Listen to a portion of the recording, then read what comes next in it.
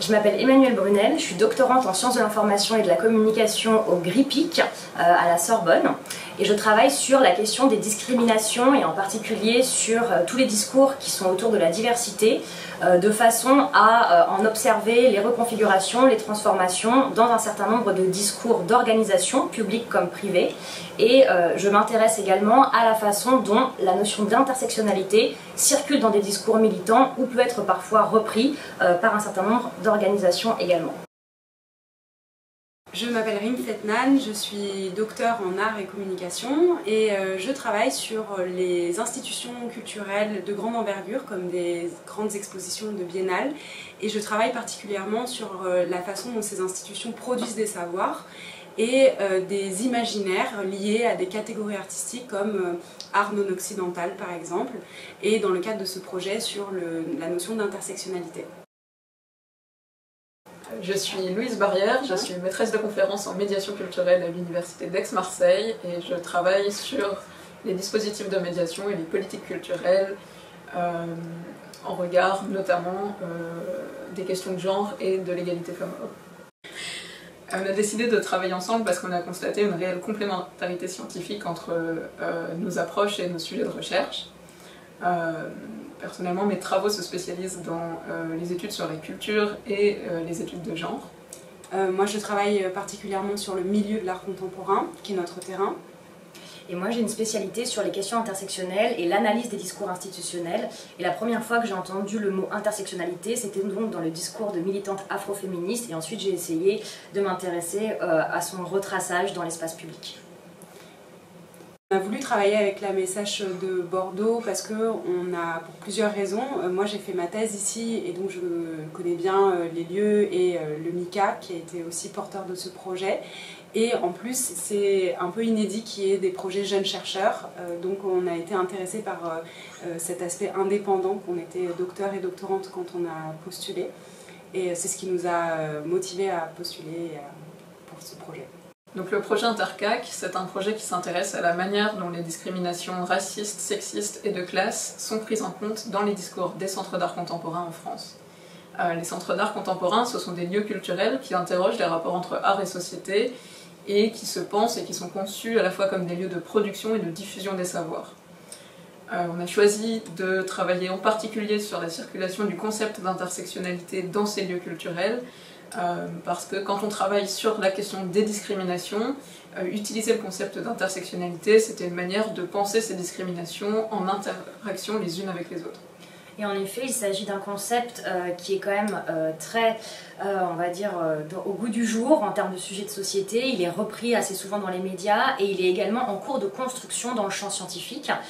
C'est un concept qui est également en quête de légitimité, également dans le champ scientifique et médiatique. Il est doté d'un caractère extrêmement polémique, sujet à controverse, et c'est pour ça qu'on a trouvé intéressant de l'interroger dans un espace très particulier qui est donc le discours des institutions d'art contemporain, de façon un petit peu à défricher comment il est perçu, quels sont les imaginaires qui l'entourent et quels sont les discours qui l'accompagnent dans ces espaces-là. Donc nous souhaitons observer les différentes manières dont ce concept est mobilisé dans les institutions, à travers leur démarche institutionnelle qui regroupe à la fois des activités de recherche, de programmation artistique mais aussi de médiation dans ces institutions particulières qui produisent des savoirs. La spécificité de notre projet, c'est aussi le fait qu'on étudie des milieux culturels et l'intersectionnalité qui d'habitude est abordée beaucoup en sociologie, en droit, en anthropologie peut-être, en sciences politiques.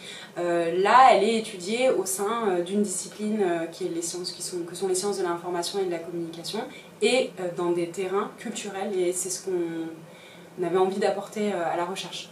Parce que c'est un peu l'originalité du projet et c'est aussi une façon d'aller regarder comment on s'approprie un concept comme l'intersectionnalité dans des endroits où, a priori, personne n'est encore allé regarder comment ça se passe. Pour les finalités scientifiques du projet, elles sont au nombre de 3. Premièrement, il va s'agir de renforcer les liens entre les professionnels du monde de l'art et les professionnels de la recherche que nous sommes. Ces professionnels du monde de l'art sont à la fois notre terrain, c'est-à-dire qu'on va enquêter auprès d'eux, mais également une des cibles pour notre enquête. On va organiser une table ronde avec eux et on va essayer de leur proposer des pistes de réflexion à la fois sur leurs pratiques professionnelles et communicationnelles en restitution. On a également prévu de faire une cartographie des différents acteurs des discours de l'intersectionnalité dans les centres d'art contemporain. Et cette cartographie interactive, c'est une manière de permettre aux professionnels du monde de l'art de voir ce qui se fait ailleurs et de rendre visibles les différentes pratiques à l'échelle nationale du réseau des centres d'art. Donc dans notre projet, il y a un aspect état des lieux qui est très important et qui vise à circonscrire les acteurs et la circulation des discours au sein d'un réseau national et de professionnels que sont les commissaires d'exposition, les artistes, les directrices et directeurs de structures et les responsables de public. Et pour nous, l'enjeu est aussi de produire une visualisation accessible à tous. En termes d'activités, elles sont de deux types. On a d'abord des activités qui sont relatives à notre terrain d'enquête. Dans ce cadre-là, on produit une analyse de supports de communication et de médiation, mais on va également réaliser une résidence de recherche à la Villa Arson, qui est un centre d'art contemporain qui se trouve à Nice, ainsi que des entretiens avec les salariés de Béton Salon, un centre d'art parisien, et de Triangle Astéride, un centre d'art à Marseille. D'un autre côté, on a également des activités de valorisation, avec une journée d'études prévue à Bordeaux en 2024 à la fin du projet. Dans ce cadre-là, on aimerait travailler notamment avec les étudiants et les responsables du master genre de l'Université Bordeaux, et une table ronde avec des professionnels qui se tiendra quant à elle à la Villa Arson.